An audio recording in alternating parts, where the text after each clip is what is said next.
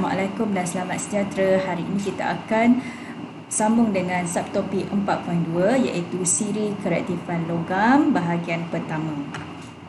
Okey, dalam topik ini hasil pembelajaran yang kita akan pelajari ialah yang pertama, membina siri kereaktifan logam berdasarkan tindak balas logam terhadap oksigen serta menulis persamaan bagi tindak balas tersebut. Okay, yang kedua, menentukan kedudukan karbon dan hidrogen dalam siri kereaktifan logam. Pada bahagian pertama ini, kita akan fokus kepada membina siri kereaktifan logam berdasarkan tindak balas logam terhadap oksigen serta menulis persamaan bagi tindak balas tersebut. Okay, apakah siri kereaktifan logam? Okay, murid-murid tahu tak apakah siri kereaktifan logam?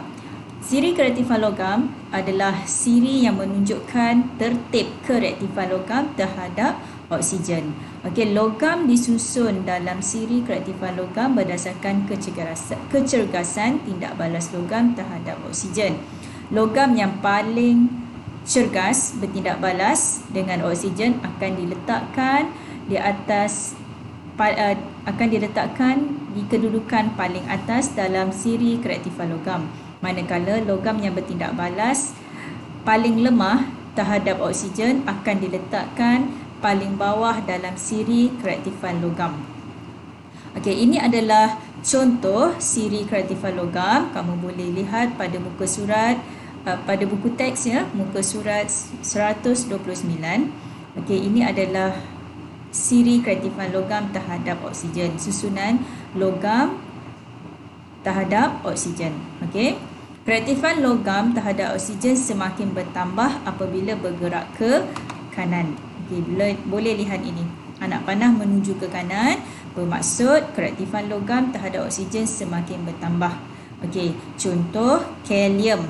K adalah kalium. Okey, kalium bertindak balas sangat cergas atau paling cergas terhadap oksigen. Okey, berbanding aurium. Okay, aurium ni adalah emas. Okay, emas adalah logam yang tidak cergas terhadap oksigen. Okay, di sini saya sertakan simbol dan nama logam. Okay, dalam siri kereaktifan logam, kita hanya menulis menggunakan simbol. Jadi murid-murid perlu mengetahui nama logam bagi simbol tersebut. Okay, yang pertama kita lihat AU. AU ini adalah emas. Okey, atau nama saintifiknya kita panggil sebagai aurum. Okey, emas. AG itu adalah argentum. HG itu adalah mercury. Cu cuprum. Pb plumbum. Sn timah. Fe ferrum. Zn zinc. Al aluminium. Mg magnesium. Ca calcium. Na natrium. K adalah kalium. Okey, murid-murid perlu ingat dan mengetahui simbol logam yang digunakan beserta dengan nama logam di dalam siri kereaktifan logam terhadap oksigen. Okey, lihat gambar ini ya. Anak panah ke kanan menunjukkan dia adalah semakin cergas. Okey. Kita lihat persamaan tindak balas logam dengan oksigen. Ini adalah tindak balas persamaan dalam bentuk perkataan. Okey, kita ada logam tambah oksigen. Tambah ini bermaksud bertindak balas. Logam bertindak balas terhadap oksigen akan menghasilkan logam oksida. Okey, kita ada dua cara menulis. Sama ada persamaan dalam bentuk perkataan ataupun persamaan formula. Persamaan dalam bentuk perkataan, contoh saya bagi di sini, magnesium tambah oksigen. Tambah ini kita sebut sebagai bertindak balas. Okey, simbol tambah adalah untuk perkataan bertindak balas. Magnesium bertindak balas terhadap oksigen menghasilkan magnesium oksida. Okey, apa-apa logam yang bertindak balas dengan oksigen akan menghasilkan logam oksida. Kamu kena ingat persamaan tindak balas ini. Okey, cara kedua penulisan persamaan kita boleh tulis menggunakan persamaan formula, iaitu kita menggunakan simbol bagi logam. Di sini saya gunakan magnesium, simbol dia adalah Mg, oksigen O2. Magnesium bertindak balas dengan oksigen akan menghasilkan 2 magnesium oksida. Kenapa ada 2 di sini? Sebab kita ada 2 unsur oksigen. Okey, kita ada 2 molekul oksigen O2. Jadi dia akan bergabung dengan 2 magnesium. Okey. Sekarang kita rujuk kepada buku teks muka surat 130. Okey, kita lihat kepada aktiviti 4.3. Saya harap pelajar semua boleh bersedia. Okey, ini ada dalam buku teks kamu. Tindak balas logam dengan oksigen. Dalam aktiviti 4.3 kita akan melakukan eksperimen di mana kita uji beberapa jenis logam dengan Hebler kalium manganat. Okey, dalam tajuk ini, dalam gambar ini, kamu boleh lihat kita menggunakan wool kaca di tengah-tengah di antara serbuk logam dengan Hebler kalium manganat. Okey. Kenapa kita gunakan wool kaca di tengah-tengah ini? Kita gunakan wool kaca adalah untuk menghalang serbuk logam daripada bercampur dengan Hebler kalium manganat. Okey, 7. Hebler kalium manganat dalam gambar ini kita gunakan adalah untuk menghasilkan oksigen apabila dipanaskan. Okey, logam yang sangat reaktif akan hasilkan nyalaan apabila dibakar dengan oksigen. Okey, kita lihat kepada pemerhatian. Di sini kamu boleh rujuk buku teks muka surat 131. Okey, pemerhatian di sini. Okey, saya nak murid-murid semua lengkapkan pemerhatian berdasarkan perbincangan kita. Dalam aktiviti ini kita gunakan beberapa jenis logam untuk bertindak balas dengan oksigen. Boleh rujuk kepada gambar ini tadi. Rajak 4.4 kita dah susun radas dan letakkan bahan seperti dalam gambar rajak. Kita gunakan Hebler kalium manganat, panaskan untuk menghasilkan oksigen. Pertama kita akan uji logam magnesium. Kita uji logam magnesium. Kamu letakkan logam magnesium di dalam piring porselin, dan kamu panaskan serentak bersama Hebler kalium manganat 7. Kamu lihat apa yang terjadi pada magnesium. Magnesium akan menyala dengan amat cepat dan terang. Manakala apabila kita uji kaji aluminium terhadap oksigen, bertindak balas terhadap oksigen, kita boleh lihat aluminium menyala dengan cepat dan terang. Zinc pula dia akan menyala dengan perlahan. Ferrum hanya akan hasilkan baraan yang terang, manakala plumbum menghasilkan baraan yang malap. Jadi di sini daripada pemerhatian kita dapat simpulkan bahawa magnesium adalah logam yang sangat cergas bertindak balas dengan oksigen. Jadi kita boleh simpulkan magnesium adalah logam yang sangat reaktif berbanding aluminium, zinc, ferrum dan plumbum. Daripada pemerhatian kita boleh lihat plumbum dia hanya menghasilkan baraan yang malap. Jadi plumbum adalah logam yang tidak cergas ataupun kita sebut sebagai kurang reaktif terhadap oksigen. Kamu boleh lihat soalan 1. Soalan 1 diminta pelajar untuk melengkapkan persamaan perkataan bagi tindak balas setiap logam dengan oksigen. Tadi saya dah terangkan tentang persamaan tindak balas. Persamaan antara logam dan oksigen ialah apa-apa logam yang bertindak balas terhadap oksigen akan menghasilkan logam oksida. Betul. So sekarang 1A kita lihat kita ada magnesium bertindak balas dengan oksigen. Jadi dia akan hasilkan magnesium oksida. Aluminium bertindak balas dengan oksigen, dia akan hasilkan aluminium oksida. Zinc bertindak balas dengan oksigen akan menghasilkan zinc oksida. Ferrum tindak balas dengan oksigen, dia akan hasilkan ferrum oksida. Plumbum bertindak balas dengan oksigen akan hasilkan plumbum oksida. Kita seterusnya pergi kepada Soalan yang kedua, nyatakan hubung kait antara kecergasan tindak balas dengan kereaktifan logam terhadap oksigen.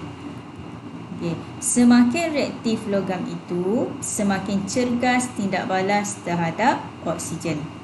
Ini hubung kait antara kecergasan tindak balas dengan kereaktifan logam.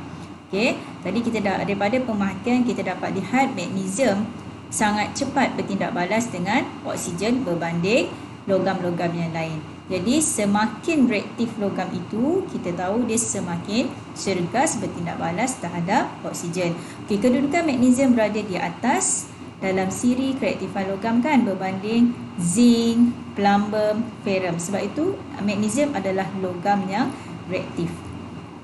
Contoh, andaikan ini adalah siri kereaktifan logam. Kamu lihat anak panah ini, dia menuju ke atas. Maksud dia kereaktifan semakin bertambah daripada bawah menuju ke atas.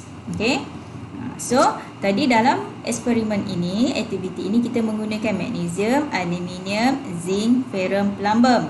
Daripada pemerhatian, kita dapati plumbum, logam ini hanya membara dengan malap. Apabila kita tindak balaskan dia dengan oksigen. Ferrum membara dengan terang, logam menyala dengan perlahan. Zinc menyala dengan perlahan, aluminium menyala dengan cepat dan terang, magnesium dia menyala dengan amat cepat dan terang. Jadi kita boleh simpulkan tahap kecergasan logam ini. Magnesium dia amat cepat, menyala dengan amat cepat dan terang, bermaksud dia amat sangat cergas. Amat cergas. Aluminium menyala dengan cepat dan terang, bermaksud dia sangat cergas. Zinc menyala dengan perlahan, dia cergas. Logam membara dengan terang, jadi dia kurang cergas. Plumbum sangat kurang cergas. Jadi susunan dia, plumbum berada di bawah, diikuti oleh ferrum, zinc, aluminium, magnesium. Jadi kita lihat susunan ini, semakin dia naik ke atas, bermaksud semakin reaktif. Kereaktifan dia semakin bertambah dan dia semakin cergas. Soalan yang ketiga, berdasarkan keputusan daripada aktiviti ini, lengkapkan urutan yang berikut untuk menunjukkan susunan logam mengikut aktiviti yang semakin berkurang terhadap oksigen. Soalan ini dia nak kamu susun logam mengikut kereaktifan yang semakin berkurang. Maksudnya kamu kena susun dia daripada cergas kepada kurang cergas. Bermula di sini logam yang kurang cergas. Berakhir di sini logam yang sangat cergas. Jadi daripada eksperimen tadi kita ada pertama yang kurang cergas adalah plumbum. Betul, yang berada di kedudukan bawah. Dia hanya membara dengan malap. Kedua diikuti oleh ferrum. Ferrum membara dengan terang. Yang ketiga diikuti dengan zinc. Empat, aluminium. Dan yang paling cergas, menyala sangat terang dan cepat adalah magnesium.